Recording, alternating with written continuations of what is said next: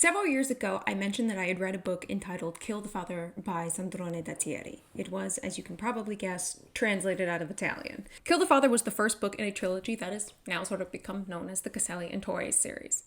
And we're finally getting the finale. I mean, it's been quite a ride since we met Caselli and Torres in Kill the Father, but what I like about this trilogy is that these two characters have always stayed true to themselves, even while navigating a seemingly never-ending barrage of threats, tragedies, and shocking revelations. And it's all because of the father. Now, sure, we unmasked and even killed the father in the first novel, but the sequel, Kill the Angel, proved that there's so much more to what that wretched excuse for a man was doing.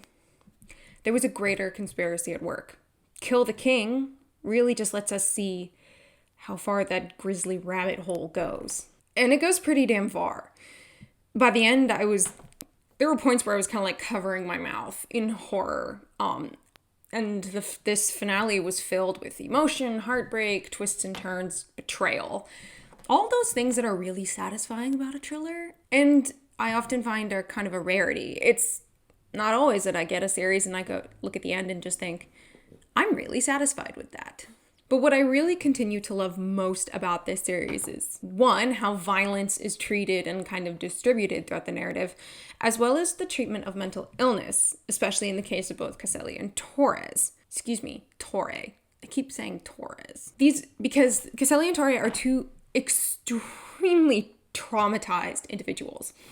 And for good reason. I said in my review of Kill the Father that PTSD isn't uncommon in characters, especially in thrillers. But I do admit that I often find it frustrating when it's used as a seemingly convenient device to make a character seem vulnerable, yet never plays a greater role in the plot. The trauma of Colomba and Dante's respective pasts constantly haunt in painfully visceral ways.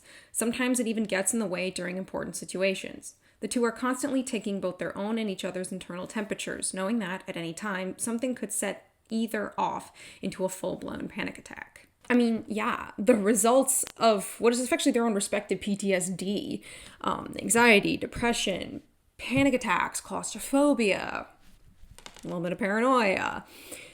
All of this is treated with both realism and respect. When attacks are understandably triggered, it can affect both of these characters' ability to function in daily life, which is distressing when they're in such high-stakes situations. It's taken very seriously and in no way treated or with disrespect or as little more than like a character quirk. As for the violence, I mean, yeah, these are thrillers and they're murder mystery thrillers. Like, they are particularly violent and feature some disturbing content. But in all of the torture and, like death and murder and everything else, there's no sexual violence against women, which is like, what? A thriller with a female cop as the primary character and there's no rape or sexual assault? Lay gasp. Feel my sarcasm. But yeah, it's true. Now, sure, it's not like women aren't victims. They're definitely like murder victims. And there are those who die, both male and female. But there's no like objectification or sort of sensationalism to the gory details. And nothing is really lingered upon in a tasteless manner. And that's something that the fact that I even noticed that, I mean, yes, it deserves praise because yay, thank you book for, being like that. But also it's like, wow, what does that say about other thrillers? That I'm noticing something that's written in a tasteful manner and that also like, wow, look, there's no women who are victims of sexual violence. Overall, like I said, Kill the King is an extremely satisfying conclusion to this trilogy. I like the way the characters have progressed from Kill the Father to now, how they've always stayed true to who they were in the first book while also maturing in their own ways and in other ways not changing, because it's not like something like PTSD can just be gotten over real fast.